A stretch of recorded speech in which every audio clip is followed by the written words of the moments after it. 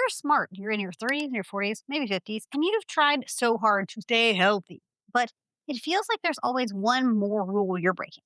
No sugar, 10,000 steps, meal prep, tracking every bite, and somehow you still feel like you're failing. If chasing perfection actually makes you miserable, then this video is for you because I'm Alexandria and I've lost over 40 pounds naturally in my 30s. And I'm going to share 8 healthy rules with you that I don't follow. And so, as far as I'm concerned, you don't have to follow them either. So, this first rule is honestly, I think, where people get like the most shocked. And honestly, I ignore it because I drink diet soda pretty regularly and I don't feel bad about it. I think it's one of those things where there's a lot of misconception and fear around having certain things in your diet, and one of those being like aspartame and things like that. But the reality is I drink probably a diet soda every single day, and it helps me stay on my calorie budget. It helps me to stay in my macro goals because all or nothing ingredient fear versus my overall pattern of eating are what keep me from binging because I don't have to have like screw it all weekends because I cared about my consistency and my cravings throughout the week. So it helps me check those boxes. Will this revoke my health nut card? Most likely. But if I'm already getting revoked, then I might as well tell you that I also hear people constantly say, like, cut out sugar. And I don't, because when I have tried to cut out sugar in the past, it made my progress feel completely hopeless because cutting out sugar is not fun. And if you want to cut out sugar, like, listen, by all means, but I don't feel like I need to cut out sugar. I needed to manage my sugar cravings, but that's something entirely different because I don't eat sugar like I would at bedtime as like a teenager, but I do have an occasional So dessert. pretty. I do sometimes eat, things like gummy bears or Swedish fish or whatever, like for Valentine's Day and stuff like that. The difference is that I do it in a way that I'm like not sacrificing my macros or my goals. I'm eating like a serving of said gummy bears rather than sitting down and eating the whole entire bag of gummy bears like I once would have done. And so I think a lot of it is that people feel shame and guilt for wanting to eat sugar and they feel like they need to completely cut it out.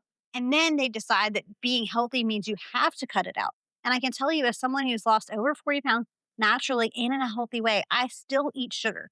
I didn't necessarily always eat all the sugar when I was first starting to lose the weight, but I have definitely transitioned back into eating more of the things I love in a sustainable way. But because I don't cut out sugar, the next rule would probably shock the food trackers even more because while I do track my macros and I like the data, I don't track meals that are like the like takeout meals feels like the wrong thing, but like I don't track the meals that I get at like a restaurant that's not like a Chipotle or, somewhere along those lines. I don't meticulously track those types of foods because quite frankly, I just don't think they're accurate. Al's Steakhouse down the road is probably not accurately identified on any sort of like meal tracker app. Sure, you can estimate, you can best guess, but the reality is you can't see what they're cooking behind the kitchen. You don't know how much butter they're using, salt, etc.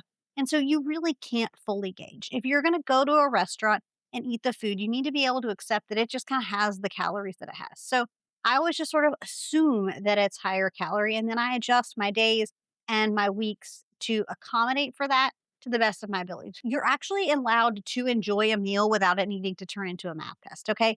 And you can do things to accommodate for, the sort of indulgent meal of sorts. And understanding that just because you make one choice for a meal doesn't mean that you can't do something differently at your next meal. And if you're already exhausted just hearing about this tracking, then you're likely going to relate to the next one. I am also not obsessed with getting 10,000 steps on most days. And I'm honestly okay with that. Now, I will say this, I think there's a lot of great information about like 10,000 steps and things like that. And I absolutely think more movement is a good thing and getting your steps in is helpful. And if it's the only way that you can get movement throughout your day, then that's totally fine. And I'm not saying that there's not value in getting steps.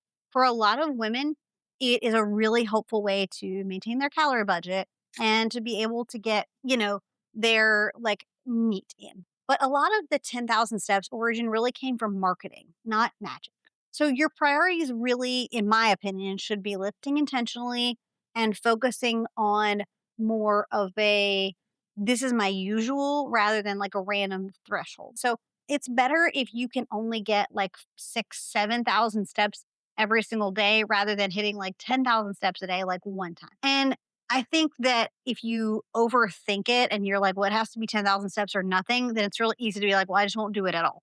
And so rather than do that, I just prefer to get as many as I can. Typically, mine are like 7,000 steps. Probably going to be more here in just a couple of weeks because some changes I'm having to make. But if not having to do 10,000 steps sounds freeing, then the next one might make you breathe even a little easier because I don't meal prep, not a traditional way anyway. Now, granted, there is at least usually one meal in the week that I prep. We typically prep protein taco pasta, but as a general rule, I am not a spend a day in the kitchen to meal prep my chicken kind of person. It's just not who I am. Now, if that works for you, if that's the only way you'll do it, that's great. But for me, the Sunday meal prep just wasn't a thing for me. I would get bored with the food I was eating by like Wednesday.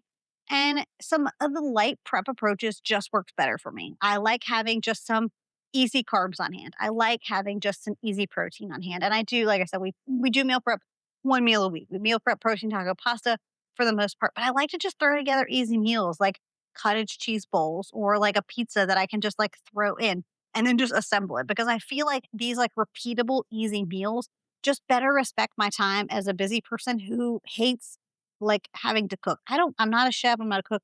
That's kind of my husband's gig. He's the one who, like the primary chef in the family. Speaking of trying to micromanage things, let's talk about your hormones because you've probably seen that most of those viral like hormone workouts, and I see a lot of buzz about like working out based on your hormones and cycle charts and things like that. But I actually don't do that.